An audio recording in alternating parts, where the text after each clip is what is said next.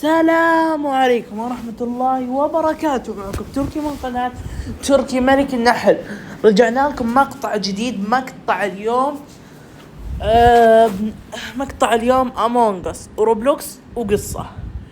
طبعا قبل ما نبدأ لا تنسون تصلوا على النبي عليه أفضل الصلاة والسلام، ولا تنسون تستخدمون كود عشان تدعموني TVG، ولا تنسون تصلوا على النبي عليه أفضل الصلاة والسلام وسنابي بعد.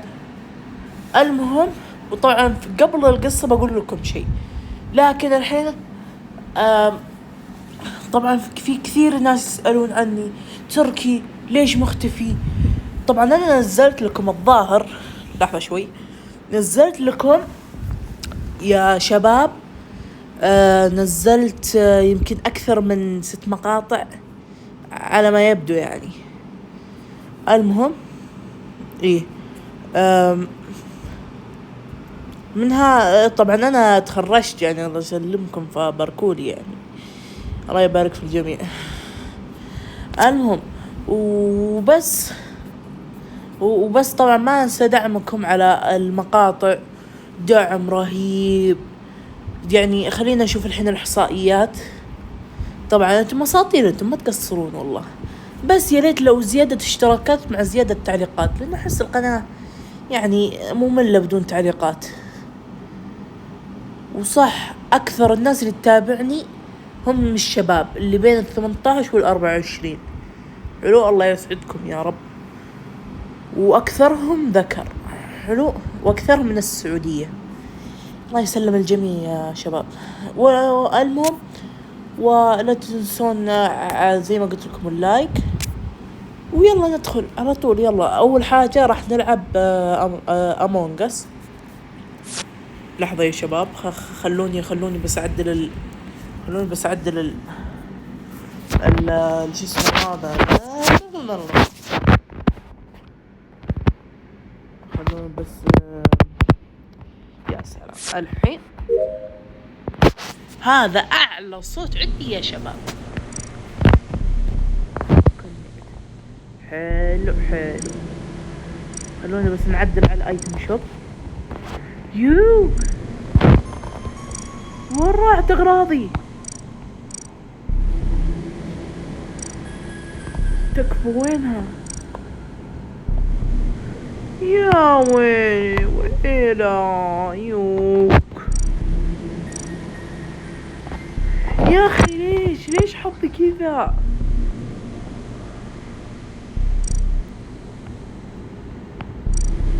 اقسم بالله ظلموني. لحظة خلونا ندخل ديسكورد. لحظة.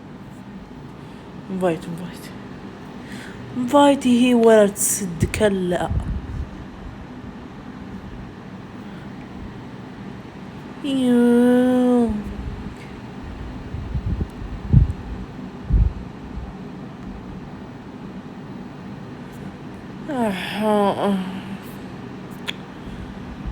يا ويلي ويلا، حسابي راح وانا جالس اجمع، والحين كذا ما يمدي.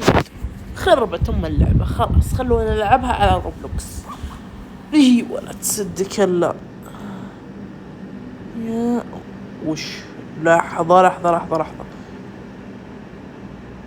خلونا ندخل اول حاجة ماب الوطن والفخر والعزة والفرسان، نضرب بيبان المستقبل إلى السحاب، نسبح عكس الريح وننجح ولا ننام، الليل الصعبة تصبح سهلة والمر حالي نضرب بيبان المستقبل والوطن والفخر والعزة والفرسان، نضرب بيبان المستقبل إلى السحاب، نسبح عكس الريح وننجح ولا ننام، الليل الصعبة تصبح سهلة والمر حالي نضرب بيبان المستقبل إلى السحاب، نسبح عكس الريح وننجح ولا ننام، الليل الصعب والوطن والفخر والعزة والفرسان، نضرب بيبان المستقبل إلى السحاب، نسبح عكس الريح وننجح ولا ننام، الليل الصعبة تصبح سهلة والمر حالي نضرب بيبان المستقبل إلى السحاب، نسبح عكس الريح وننجح ولا ننام، والوطن والفخر والعزة والفرسان.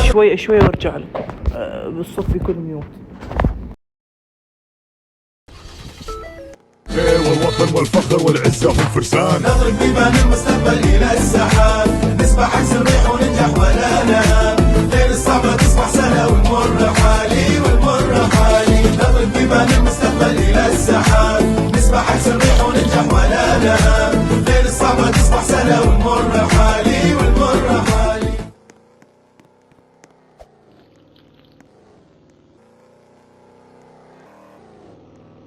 والوطن والفخر والعزة هم فرسان. نضرب بيبان المستقبل إلى السحاب، نسبح عكس الريح وننجح ولا نهاب. ليل الصعبة تصبح سهلة والمر حالي والمر حالي. نضرب بيبان المستقبل إلى السحاب، نسبح عكس الريح وننجح ولا نهاب. ليل الصعبة تصبح سهلة والمر حالي والمر حالي. عايب مع منهم رجال، جلسة مع الكفو نسوى ملايين، والناس زلايب ما بينهم.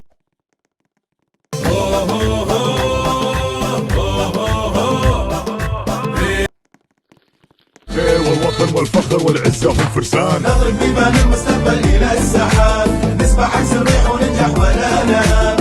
ليل الصعبة تصبح سهلة والمر حالي والمر حالي. نضرب بيبان المستقبل إلى السحاب، نسبح عكس الريح وننجح ولا نهاب. ليل الصعبة تصبح سهلة والمر حالي والمر حالي. عايب مع منهم رجال، والوطن والفخر والعزة هم فرسان. نضرب بيبان المستقبل إلى السحاب، نسبح عكس الريح وننجح ولا نهاب. ليل الصعبة تصبح سهلة والمر حالي والمر حالي. نضرب بيبان المستقبل إلى السحاب، نسبح عكس الريح وننجح ولا نهاب. ليل الصعبة تصبح سهلة والمر حالي والمر حالي. عايب مع منهم رجال، جلسة مع الكفو نسوى ملايين، والناس زلايب ما بينهم رجال.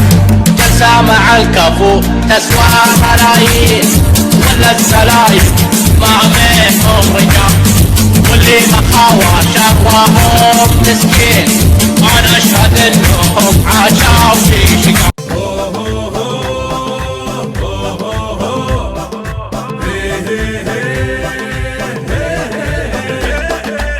لزيد بصياحك تراني مسمعك، لزيد بصياحك تراني مسمعك.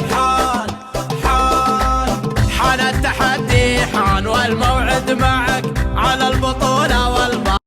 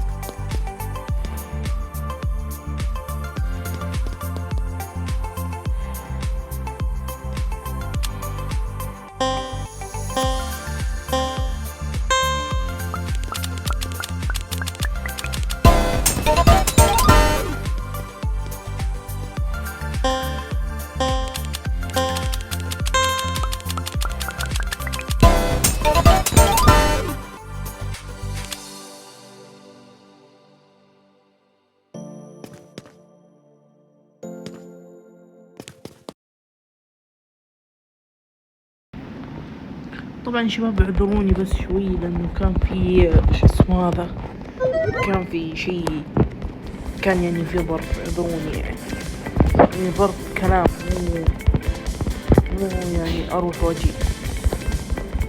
اعذروني هذا اللي جنبي، اعذروني.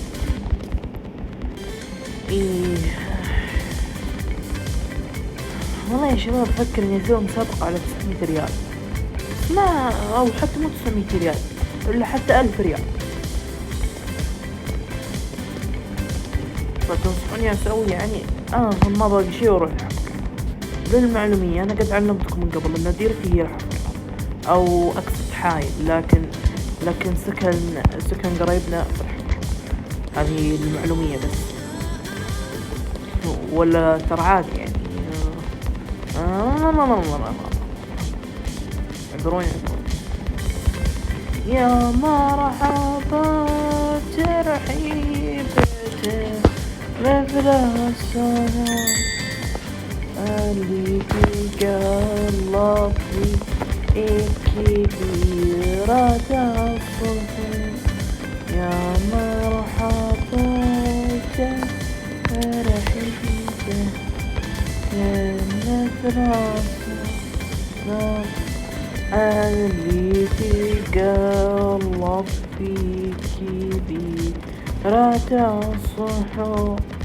ترحيبته تزن خطر كل الخطر، والرفي ما يرفع حياة لو دهر المتر.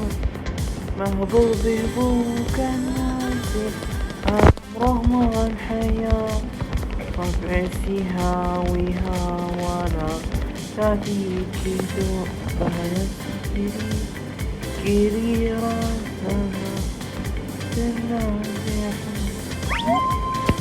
يوم الدنيا مثل هذا. يلا خلنا نتحدى هذا الشخص.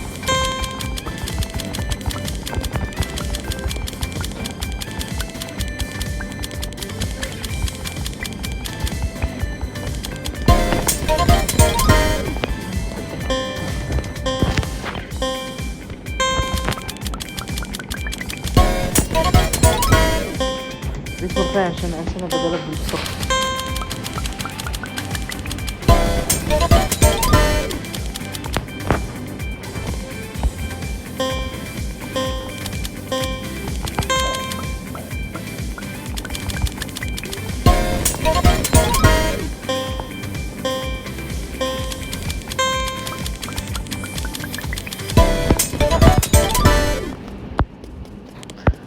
والحين عادي نتمشى في امان الله. حلو.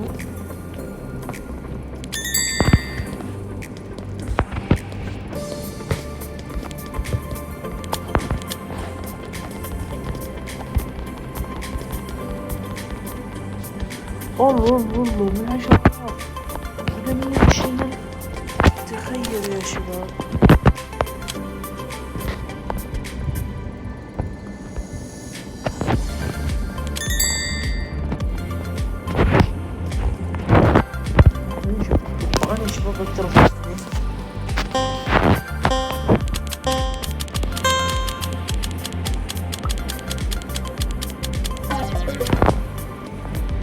معلي باقي شوي باذن الله اجي وافقع وجهك.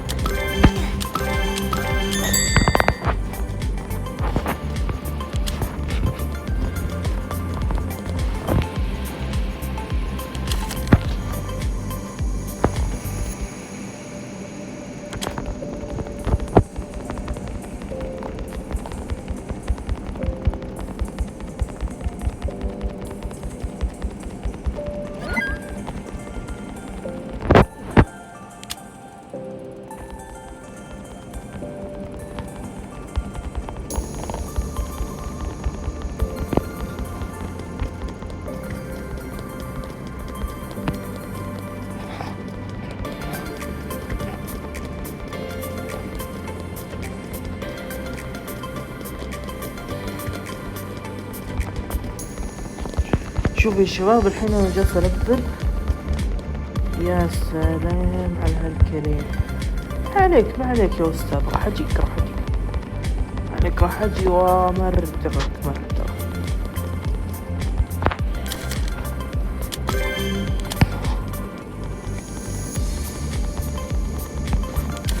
نشوف اللي بعد مدى يوصل. الموت 25 بسيطة، قربت توصل 20. اوكي وصلت 25.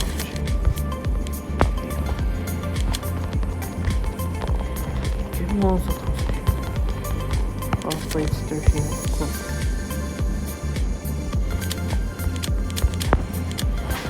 أعوذ بالله. خلونا نشوف يا شباب.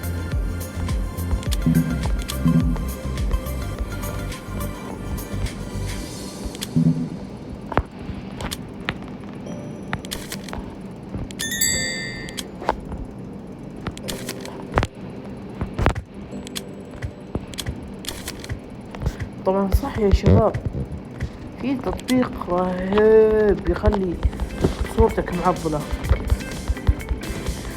لكن اصبروا شوي شباب. والتطبيق هذا عاد صراحة واجد استخدمه، وفي كثير من اخويا يستخدموه، اللي في المدرسة يستخدمونه واجد ومبسوطين هم وصورهم عبارة.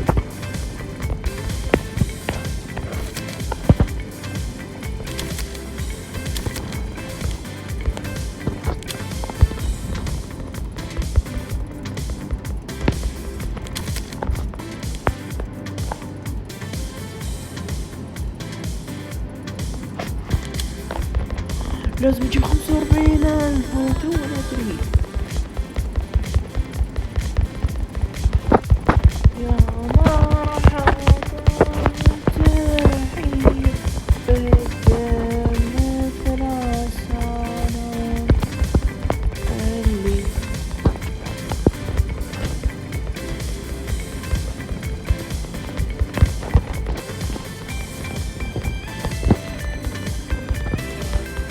طبعا احس ان انا بديت امل يا شباب، فراح اطلع وندخل ماب ثاني ماب السرعة. اتوقع ان اغلبكم يحبه. ايوه بطيء، انا بطيء احس وطي شوي من المشي. عطني الزرقاء.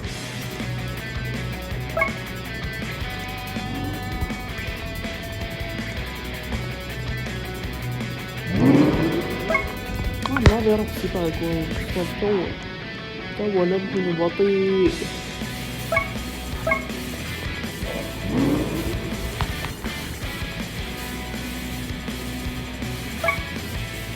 ما كذا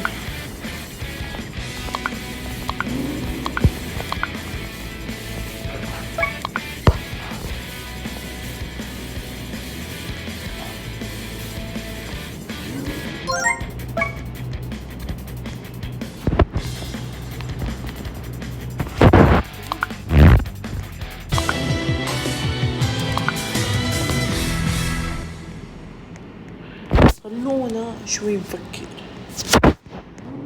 كيف ممكن نقدر نسرع أكثر من كذا.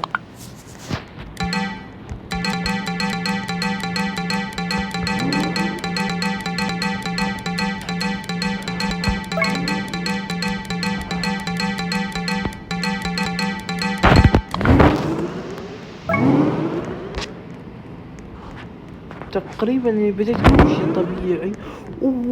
واو، في هناك مجموعة من الكريستالات شو يسمونها يا شباب هذه؟ اتوقع في سيد يعرفها بس ما ادري وش اسمها، والله نسيت يا شباب. والله شكلي بتعب ترى اليوم. معود للديرة.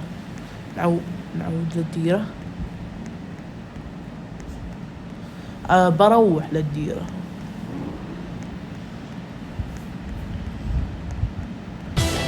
طبعا نفسي اسألكم سؤال وابغاكم تكتبوا لي في التعليقات. حلو، الحين وش ديرتكم؟ وش المنطقة اللي انتم ساكنين فيها او قرايبكم ساكنين فيها، او حتى انتو اهلك وقرايبك في هذه المنطقة؟ اكتب لي في التعليقات. واتمنى يعني بعض الدعم يعني باستخدام كود TVG. المهم شباب، خلونا الحين اعلمكم شلون خلي شكلك معضل. حلو. اول حاجه لازم التطبيق هذا يبي له شبكه. تدخل على التطبيق اللي اسمه تون مي. حلو، هذه صورة التطبيق. حلو، وتروح عند الهوت بودي. خلوني اوريكم. هذا هو. يا ولد يعني اقسم بالله اني انا دائما اجيب العيد. لحظة ايه، زي ما قلنا هذا الخيار. حلو، اللي اسمه هوت بودي، اللي هو الجسم الحار. حلو، وتختار هنا تشوز فوتو، او يا شباب او تصور. عندك هذه اللي فوق يسار. حلو، هذا انا يا شباب. كيف حالكم؟ بعدين تسوي كذا، تختار الشكل. حلو، طبعا لازم يكون وجهك مبين. حلو، وتصور. تمام، وتسوي حلو. اتوقع انه كذا بدينا نعرف. طبعا ممكن تجيكم اعلانات زي كذا. شوفوا جاني اعلان يا شباب. شوفوا الحين صورتي بتصير معضلة. طبعا في تحت هنا ميل وفيمل. الفيمل اللي هو اليسار اللي هو الحرمة، واليمين الرجال. اختار جنسك او اختار جنسك انت يا الحرمة. حلو، وتنتظر. طبعا يمديك تدفع فلوس عشان يحمل اسرع، بس ترى انا ما يهمني. شوفوا يعطيك نتيجة معينة. فيب يا شباب. وطبعا طرق الحفظ، طبعا تروح هنا تختار الكلمة هذه اللي اسمها داونلود. حلو، تضغط عليها ونقول كذا مبروك، صارت عندك صورة بشخص كذا 6 باك او 8 باكس حتى. فهو بس يعني اتمنى انه نجينا الشغل هذا فلوس، يعني لاني انا جالس اسوي اعلانات بدون مصاري يعني مصاري يا شباب، يعني فلوس بالاردني، بالسوري، باللبناني، اللي هو. خلونا الحين نروح. طبعا ما لقيت لي ماب حلو، بس خلونا نشوف زيادة مابات حلوة. يا شباب، ايه في هذه الزحلجة اسمها الزحليقة. معليش اني قلت زحلقة يا شباب. عاد تعرفون انا اجيب العيد، تعرفون يا شباب من يوم اني قطعت الى حد الان.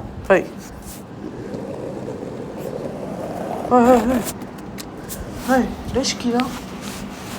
سلامات، ليش كذا اللعب؟ هاي والله يا نو كابتن ما في اصعب منه. لحظة يا شباب، لحظة.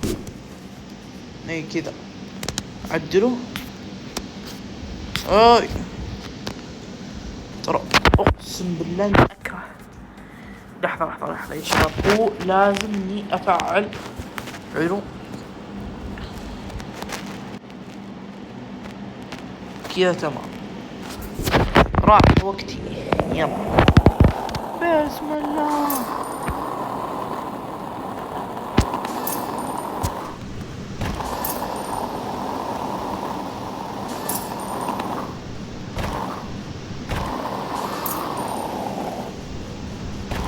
العاب شوف الحركة كيف.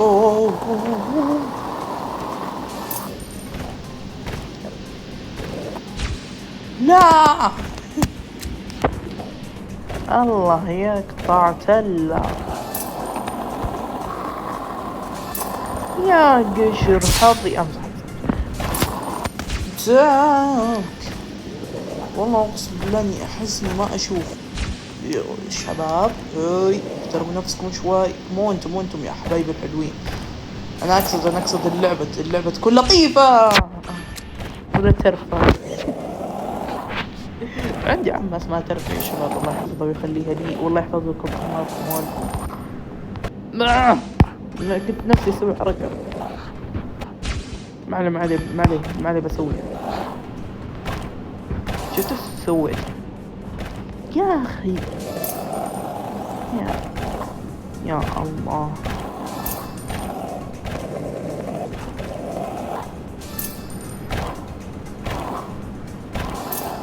والله اقسم بالله ان اللعبة انا حلوة يا شباب، حلوة جدا. طبعا انا احب اللهجة البدوية، يعني زي ابو صامر ريم عبد الله وماجد المطرب.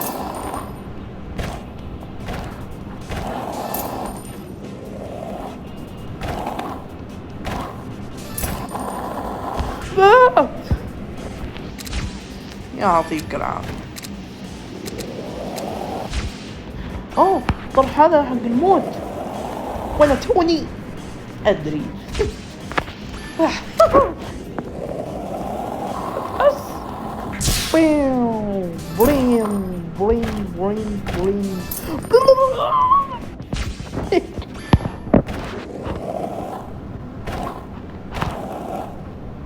عاد عصبون.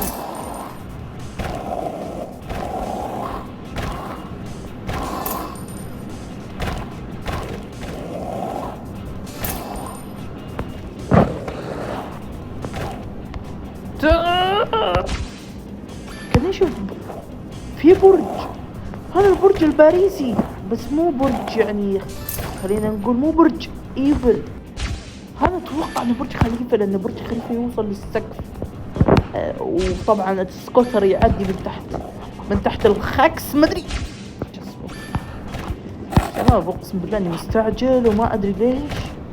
مستعجل يعني بالله تشوفون واحد كذا مستعجل مرة مستعجل.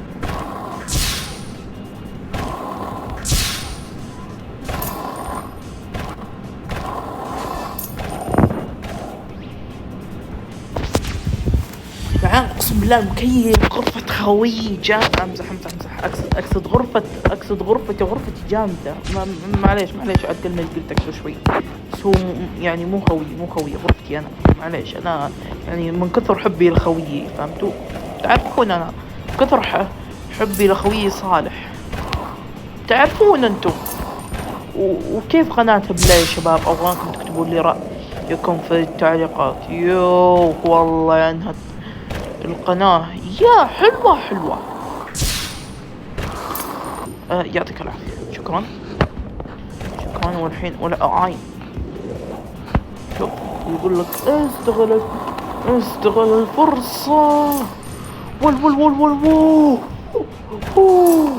والله عندنا فكرة، والله عندنا حركة حلوة. تبع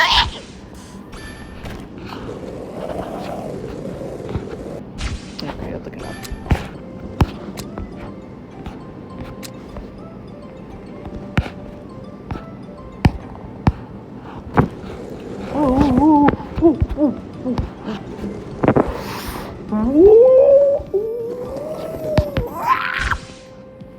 يا أخي أقسم بالله إني أكره المتاحف.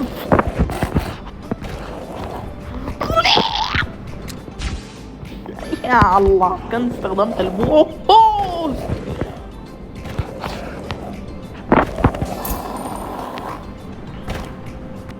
شكرا. اوكي شكرا. زي ما يقول لك المثل يا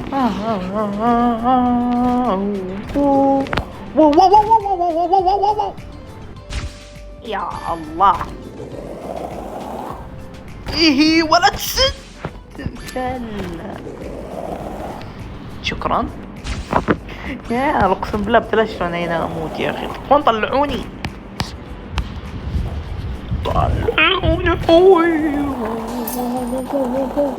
واو لا حول.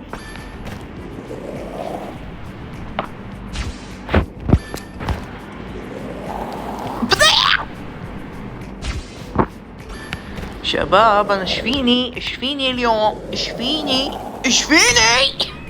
لا حول. معليك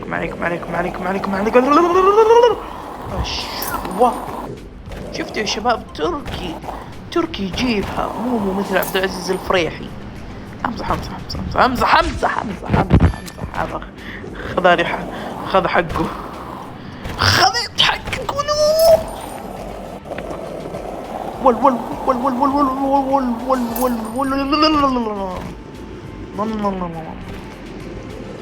يا انا اقسم بالله اني انا متوتر. واقول هذه الكلمات لاني احب اونسكم، يعني اخليكم تضحكون، مو بس يعني تزعلون او تعصبون. سلكولي يا سلكولي. نعم سلكوا التركي ملك النحل. سلكوا له.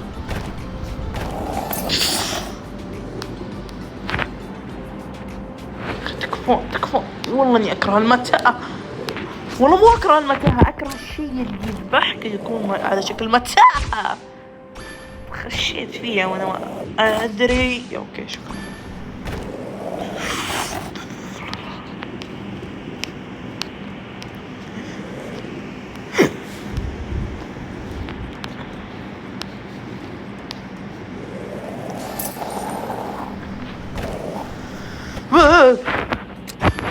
يعني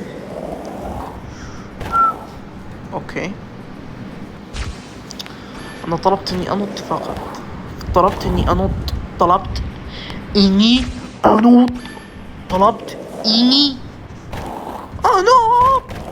هش.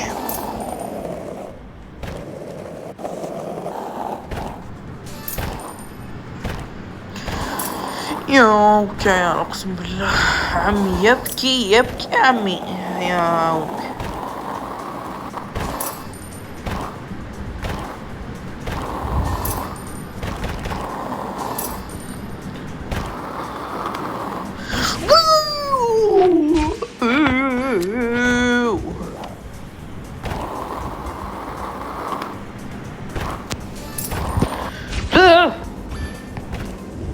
ايوه كرهت الوضع. لحظة يا شباب.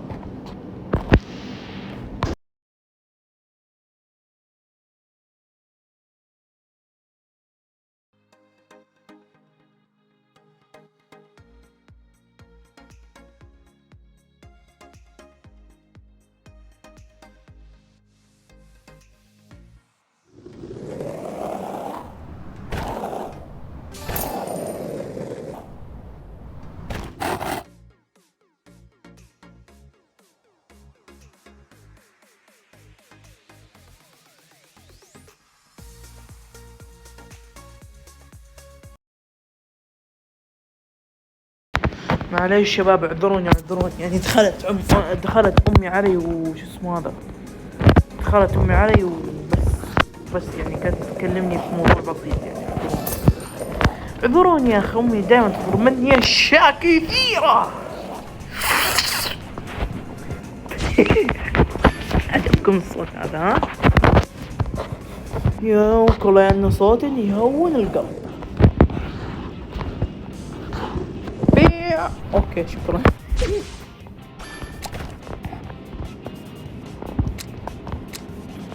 خلاص ما ابي.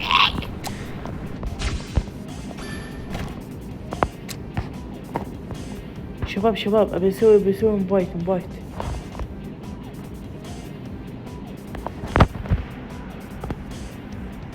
اي احد بسوي انفايت لاي احد، ما عندي اي مشكلة.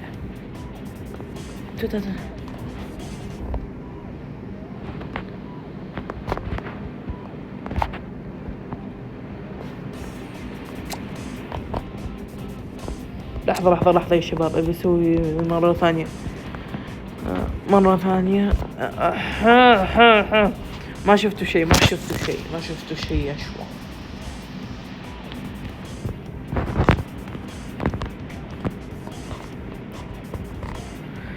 نرسلوا لأي سيرفر.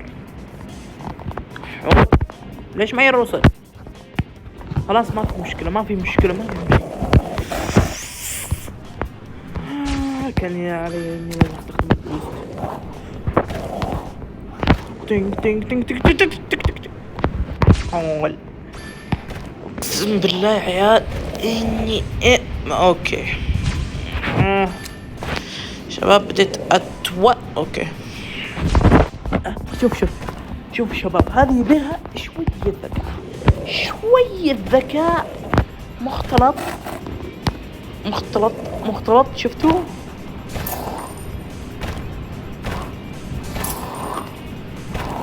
واو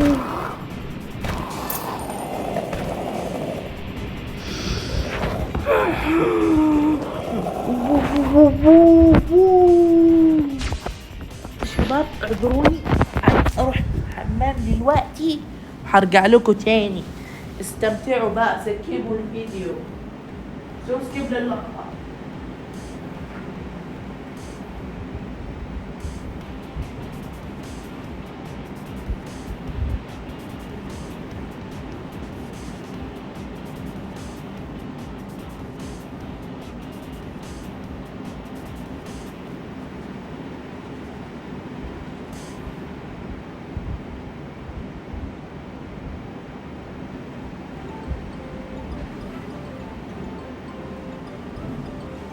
شفتوا يا شباب، ما تأخرت عليكم صح أتوقع.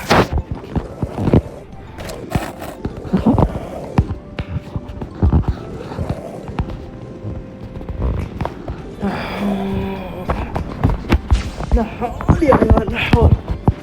طبعا لازم أركز وألعبها صح. طيب لعبناها في البداية صح، لكن الله يصلحنا يا أخي، متى بنفهم حنا؟ حمزة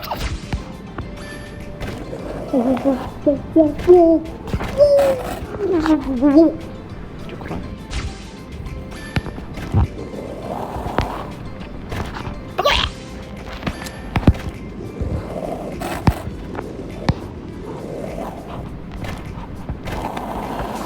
أعطيها البوست. اوكي شكرا. شباب وضعي زي الزفت، وضعي يا شباب زي الزفت.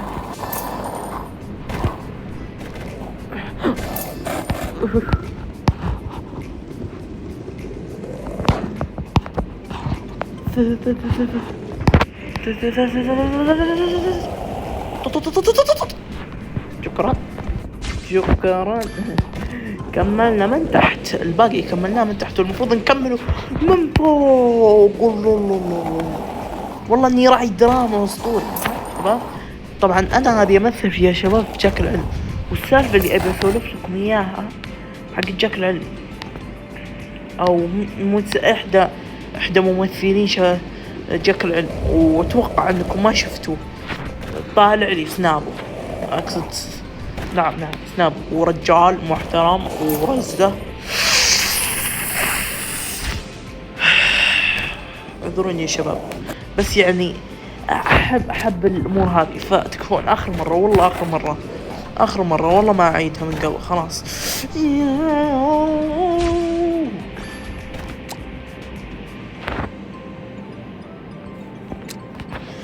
شباب اقسم بالله علي العظيم، شباب خلوني بس اخلص هالستيج. شكرا. خلوني بس اخلص هالستيج وارجع تكمل معكم.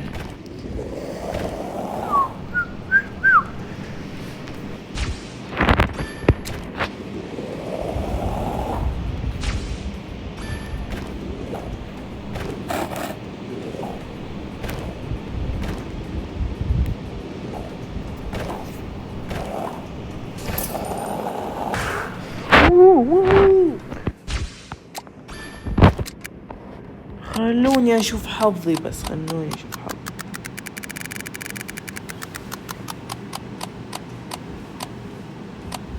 سكيب ستيج، ما ابي سكيب ستيج يا اخي.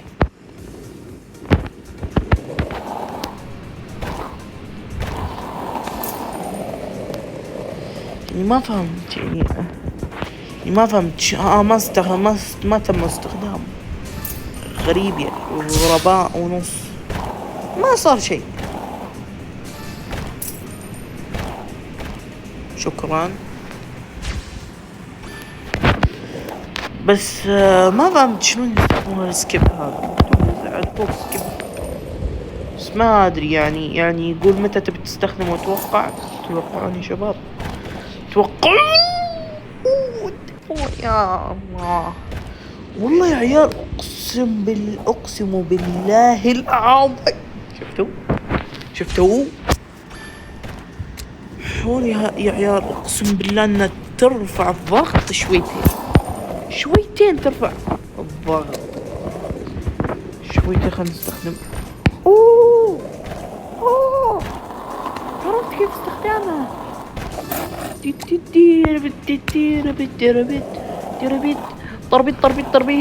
تربيت. اوكي شكرا.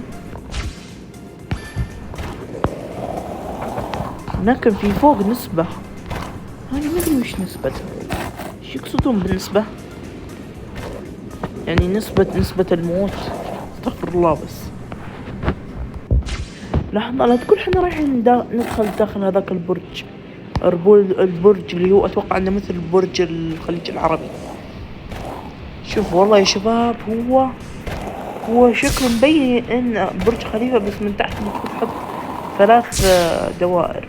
ما ادري شلون اشرح لكم يا شباب، يعني لازم اشرح لكم في التفصيل، ونفس تفصيل برج خليفة ما اعرف. فيعني تعذروني يا شباب، تعذروني وانا عارف انكم اساطير. ليكم بس ندخل اطول برج في العالم اللي هو برج خليفة. اسف والله ما عاد اعيد هالصفرة.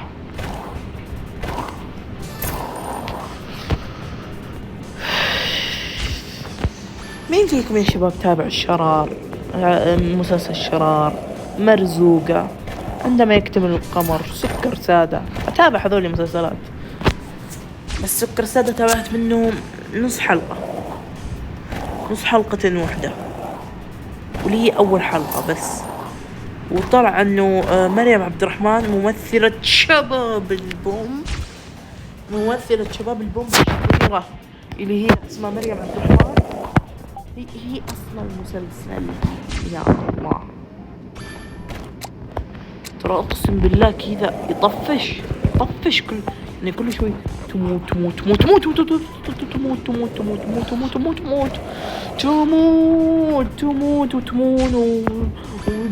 وتمتون وش اسمه هذا ومش عارف ايش اسمه.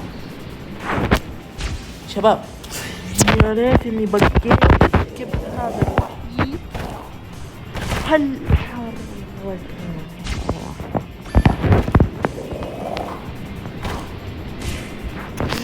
والله كان بس شعر لحقت على هالشعرة.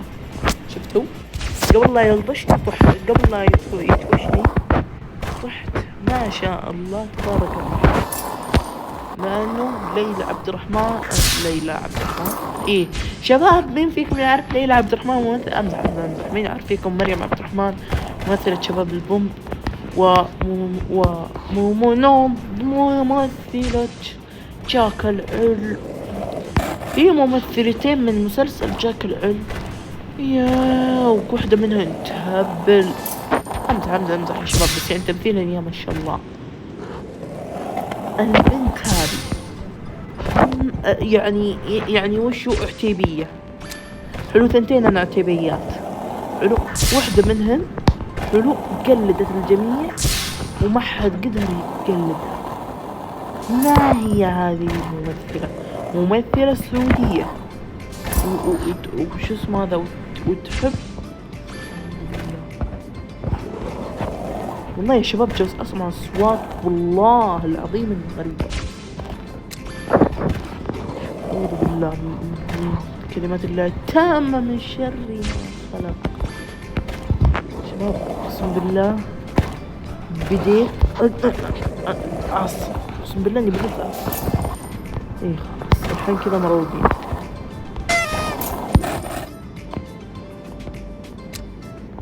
تليبورت تو وورد.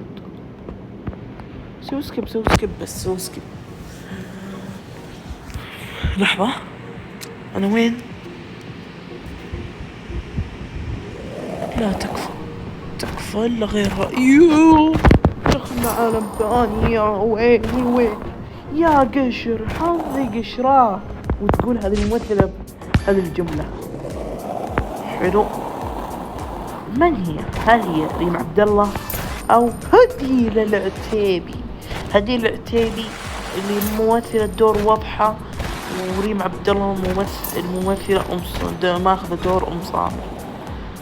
واتوقع انه واضحة يعني من هيك، واضحة يعني في كثير ناس يتابعون جاك العلم، لانه مسلسل توه انفتح هالسنة وخلصت جميع حلقاته، وتقريبا حلقاته طلعت شافة شباب منهم. بس فيها حاجة واحدة على سبيل المثال، مشهد السيارة ما يطلعون يمشون في الشوارع حقيقة، لا وهم توجهك بعض الحلقات عنه وكذا وحركات.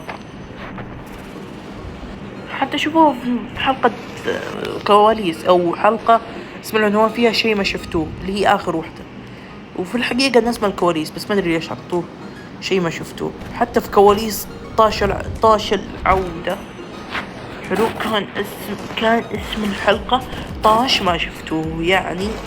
يعني شباب اقسم بالله اني انا صوتي راح فيها. حلو. بدأوا جالس اتفلسف على اشياء ما لها داعي يا عيال. والله التحكم ما ادري كيف ما يحطوا لك يعني زي الدركسون يعني كذا، يعني تونس شوي. بدأ جالسين تمطط شوي. يا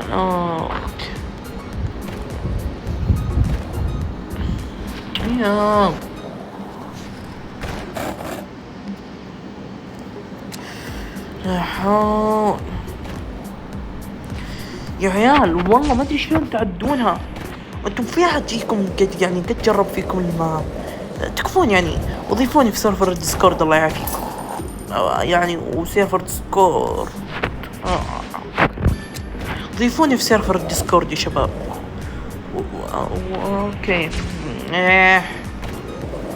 والله يا عيال اقسم بالله ما ادري، والله العظيم والكلام الحقيقي والمنطق حقيقي. كسروا راسي. اعطيكم اللوكيشن تكسروا راسي.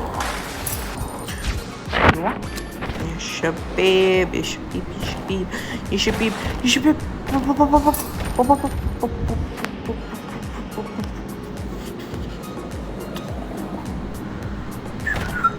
يا عيال والله يا اخي ترى والله يطفش يعني انه كل شوي تموت. يطفش انك تموت، مو انك تطفش وانت تلعب. لا والله بالعكس مبسوط، بس يعني تطفش لانه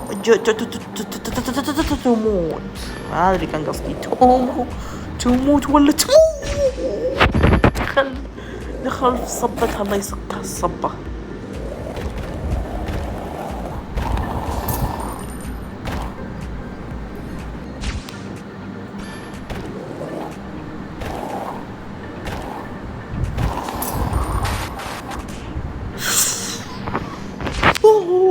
تكفون والله آخر مرة ورب الكعبة آخر مرة.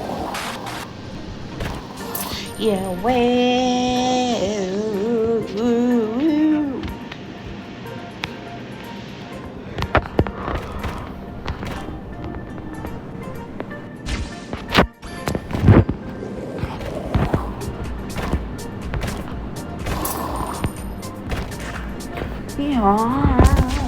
ترى والله اقسم بالله يدين حجرة كذا. يا ويلي ماما خلينا نشوف الحين. طبعا بما انه باقي 35 دقيقة فخلوني احكي لكم قصة 20 دقيقة. حلو. طبعا اكيد انكم استانستوا وانبسطتوا وكذا. يلا خلونا بس وين الكاميرا؟ اوكي خلونا بس نسوي الحركات والبركات. انتظروني يا شباب، انتظروني.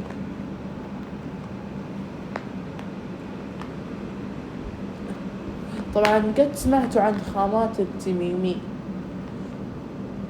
انصح بانكم تجربونها لانه فيها عندها تفصيل ثوب، عندهم تفصيل ثوب محمي ضد ال شو اسمه هذا،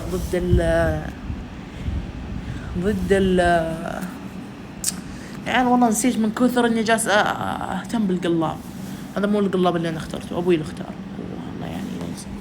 شوف هذه الخامة، شفتوا والله خامة زي الزفت.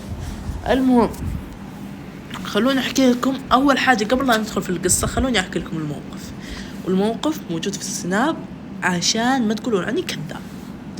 طبعا انا كنت في امان الله على التيك توك، حلو، مبسوط وكذا. فجأة طبعا انا كنت ضايف ريم عبد الله، فجأة تجيني موافقة منها، حلو، على الإضافة، حلو، كانت عندي إضافة منها بس الحين سوت لي بلوك، بتعرفون ليش. المهم في شباب قلت له السلام عليكم، كيف حالك ريم؟ قالت مين معي؟ قالت تركي. قالت خير. قلت لها صلي على النبي. قالت اللهم صل وسلم على النبي. قلت لها أبي أمثل معك في شكل حلو، فيا ريت كذا كذا كذا، حلو. فسوت لي بلوك على طول. انا الحين جالسه ارسلها وارسلها صورتي عشان شو اسمه هذا. طبعا هذه اسم مدرستي، اثراء للتعليم، حلو. فيعني يا شباب والله العظيم انها ردت علي ورب الكعبه، وين ما شفتوني صادق، وين ما طلع الكلام هذا حقيقي، كسروا راسي، لكني انا مسلم فما راح اكذب. ما لكم في الطويله، جلست ارسل للممثل سامي حازم على اساس يعني ممكن يرد زي حظي مع ريم عبد الله، ما نفعت.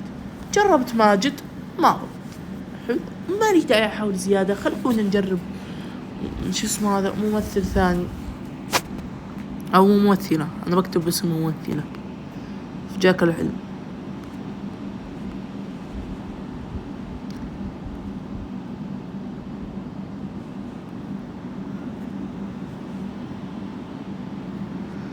هذه العتيبي حسابها الموثق.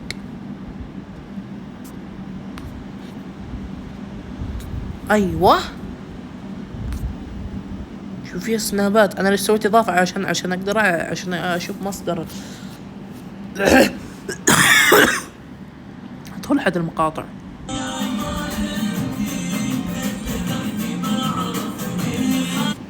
يا اوكي على راس الملعقة مع الحليب على الريق يسل البط. اقول اسكت عيدة والله العظيم ترى ماني يمكن.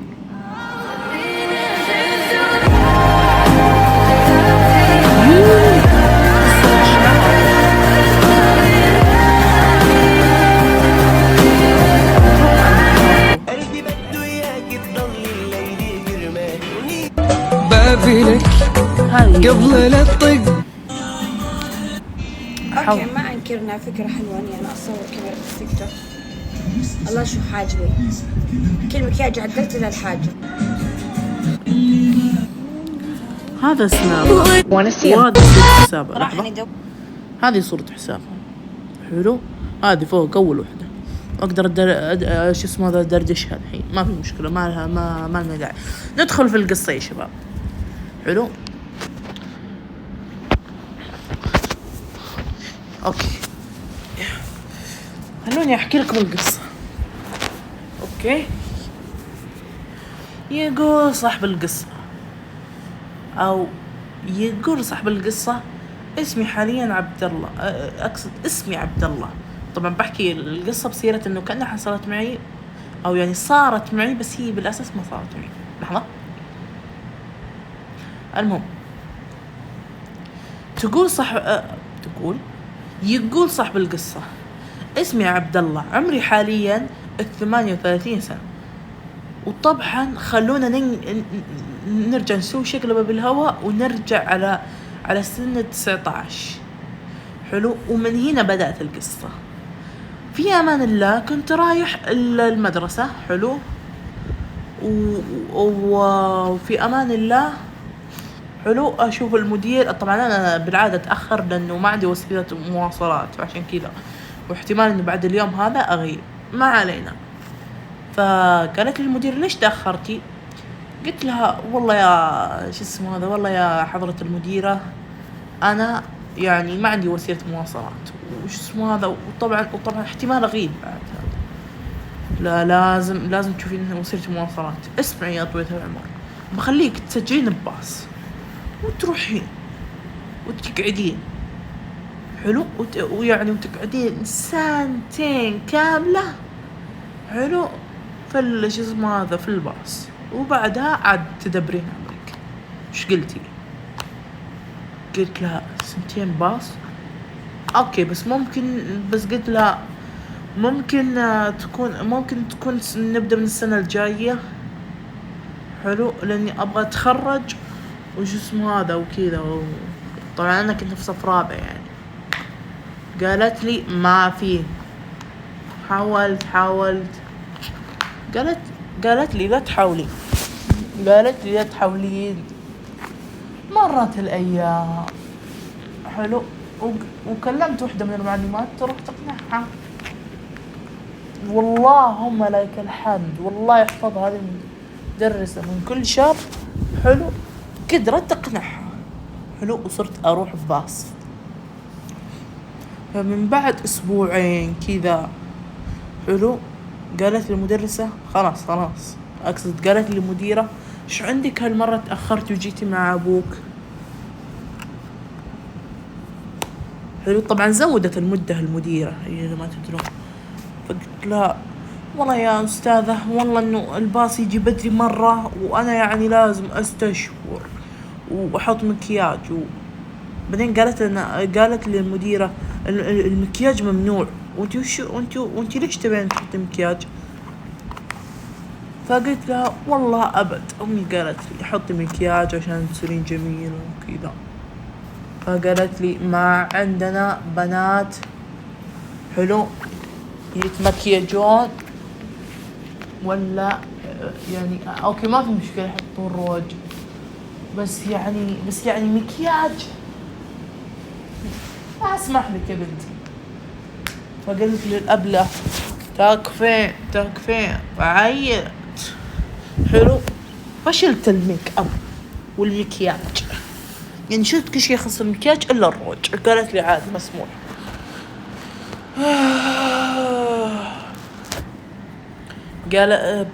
بعدين قالت لي في مرة من المرات، مو قالت لي لا جد كذا، صفقتني كف وصارت حلو، صارت هي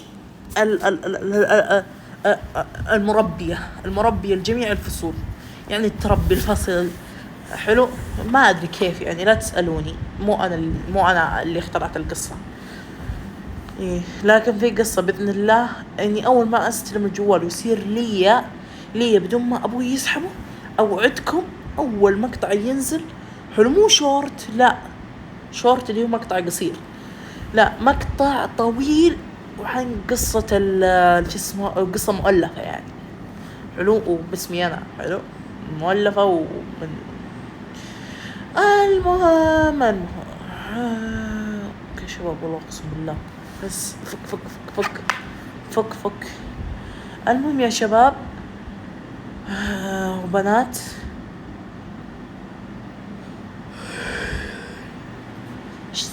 طبعا دقيت على ابوي وجاي ياخذني حلو، فاشتكيت حلو على طول. اول ما وصلت قلت اشتكيت حلو، راح المدير وطبعا لحسن الحظ ان امي كانت معه حلو. فقالوا فراحوا الاداره، قالوا امي راحت الاداره، فقالت ايش عندك على بنتي؟ فشو اسمه هذا، فقالت له ما في شيء الله يسلمك والله يحفظ لك بنتك، ما سويت لها ولا شيء حتى تسأليها. بعدين قالت لي لحظة أنا خربطت أقسم بالله في القصة طلعت حقت ولد وأنا أقول حقت بنت. اعتبروها يعني حقت ولد، مو اعتبروها هي قصة ولد، بس إني أنا حكيتها بسيرة البنت. معني قال أبوي إيش عندك أنت يوم إنك تمد يدك على الولد؟ فقال والله أبد، زي ما أنت شايف شوفت عينك يعني ما سويت شيء، الله يسلمك ويحفظ لك ولدك. قال أقول اسمع ماني ملقط أنا عيالي من الشارع وإنك تيجي تضربهم. أنا أصلا وأمه ما جينا طقينا، تيجي أنت تطق ولدي. حلو. بعدين جلست مشكلة منه وطبعا طردونا برا المدرسة. حلو.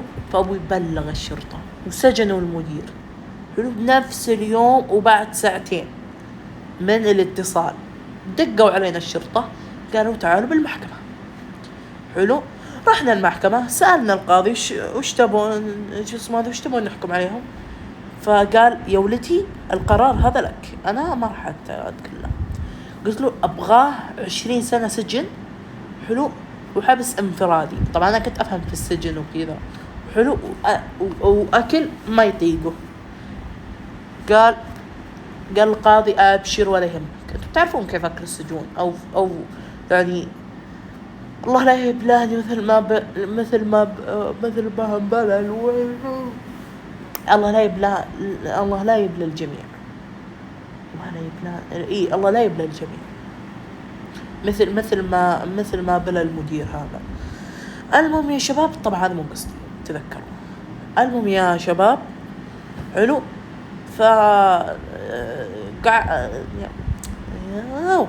وقعدت كذا مبسوط.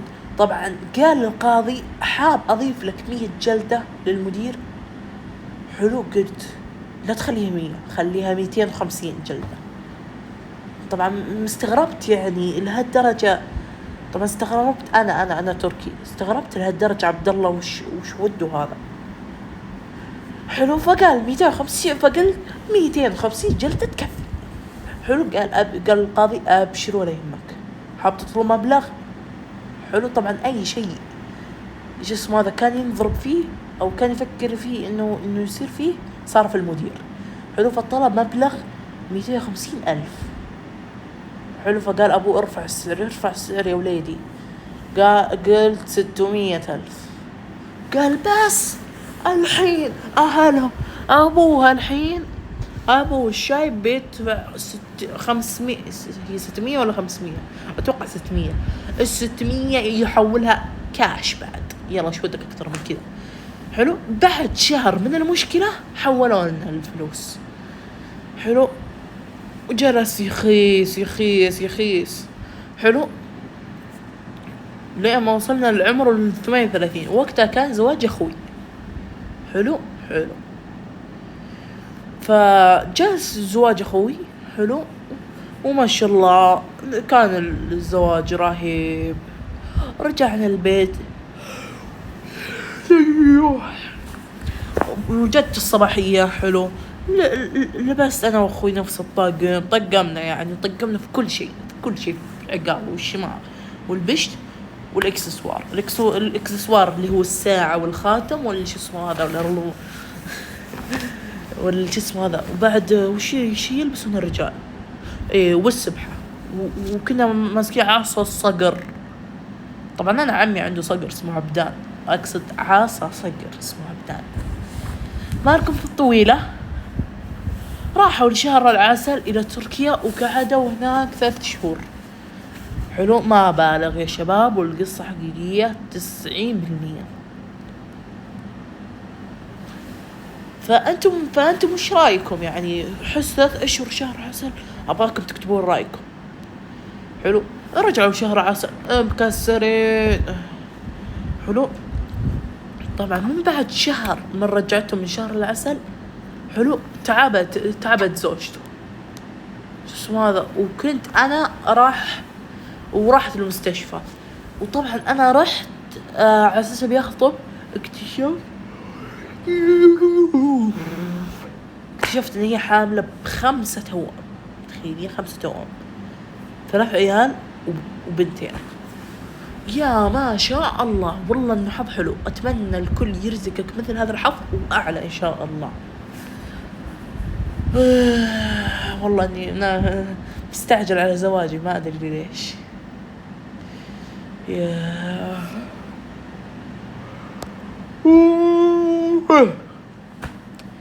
المهم يا شباب، حلو، بعد ما صاروا كبار وصاروا رجال، امزح. بعد 40 يوم حلو قررت اني اتزوج. حلو بس قال ابوي اصبر، اختك جاها عريس، اصبر. قلت ما في مشكلة، نصبر زيادة. وانا كان عندي اكثر من 6 خوات. حلو تقدم واحد لاختي، حلو وافقت عليه بكل بسرعة، وافقت عليه.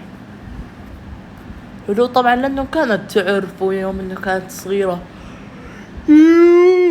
هذا الرجال من يوم انه كان صغير ما عارف ايش يقرب لي، لكن ولا اعرف اسمه، لكن انا بعطيكم اسمه مستعار.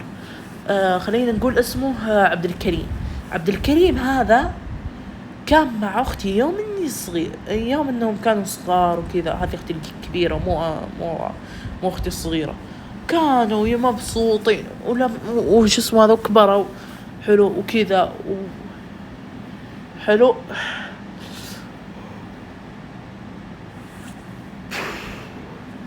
وانا عست يا عيال وانا بروح للديرة، ما في مشكلة. مرة زواج اختي وهي وعبد الكريم. حلو وطبعا تطلقوا من اول شهر زواج. حلو تطلقوا. قلت طبعا عبد الكريم بعد كان خويي. حلو فقلت له ايش عندك تطلق يا ولد؟ اصبر حتى تو ما مرت شهرين يا رجل، مرة شهر بس. ارجع اطلبها رجعها، ارجع حرمتك. قال لي ما ابيها. قلت له والله لا تاخذها. حلو فراح المحكمة ووافقت اختي مرة ثانية. حلو ورجعوا زوجين. حلو بعد 9 شهور من الزواج. حلو حملت اختي كمية راح تنصدمون، 10 توأم يا ما شاء الله. 10 توأم، 5 بنات و5 عيال. يا والله انه يهبل على يعني المزمزيزة. المهم مو انا، هذا عبد الله.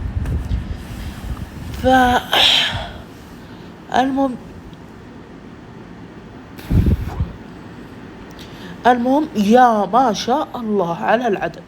حلو بعدها ب40 يوم او حتى يمكن 100 يوم وكذا بندخل في الإجازة. حلو تزوجت وحدة ما تقرب لي ولا أقرب لها، يعني من قبيلة ثانية. ورحت أنا وهي شو اسمه هذا التايلاند، جلسنا 2 أسبوع هناك ورجعنا. حلو وطبعا حملت من ثاني سنة. طبعا هذا كان في عمر 37 مو 38. حلو يوم دخلنا السنة 38، يوم دخل عمري 38. حلو او السنة الجديدة حملت بنتي، اقصد زوجتي، برزقني بنت وحدة وولد واحد. يا وكرة ما تدرون الحزن كيف، لكن الحمد لله. شو اسمه قلت الحمد لله على كل حال. بعد 2 3 أشهر 4 أشهر حملت زوجتي مرة ثانية وجابت 3 بنات وولد واحد. حلو 3 بنات مو دفعة واحدة، لا واحد بس انه ما طلعوا يشبهون بعض، مو توأم. حلو يعني مو اللي يشبهون بعض زي ريان وراكان، لا. المهم وطبعا يعني طبعا آخر سنة من اللي هو آخر شهر دراسة من عمري. حلو في سنة 2024 أخذت لي إجازة 3 أشهر. حلو والله القصة تتكلم بس عن الزواج. انتهت القصة. الرأي الشخصي والله ما أعرف إيش أقول يا شباب، والله تعبت لكن هذا المقطع بس عشانكم.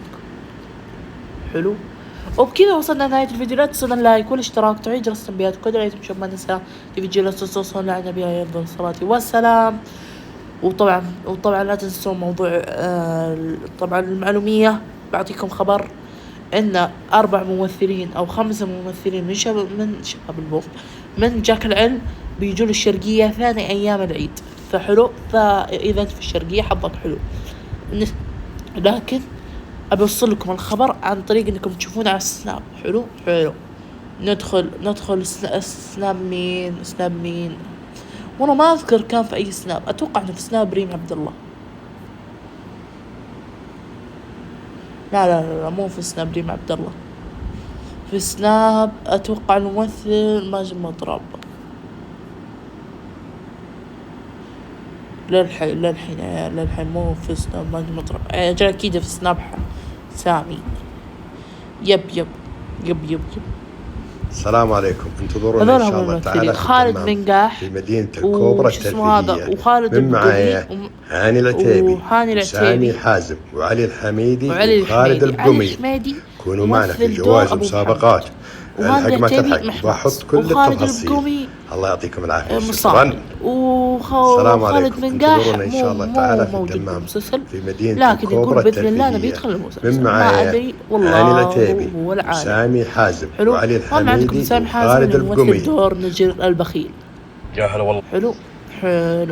وبكذا وصلنا لنهاية الفيديو. لا تنسوا اللايك والاشتراك وتفعيل جرس التنبيهات وكذلك في ما نسيت فيديوهات الصلاة على النبي عليه الصلاة والسلام وتونمي. هذا تحملون تطبيق تونمي وبس. اشوفكم على خير.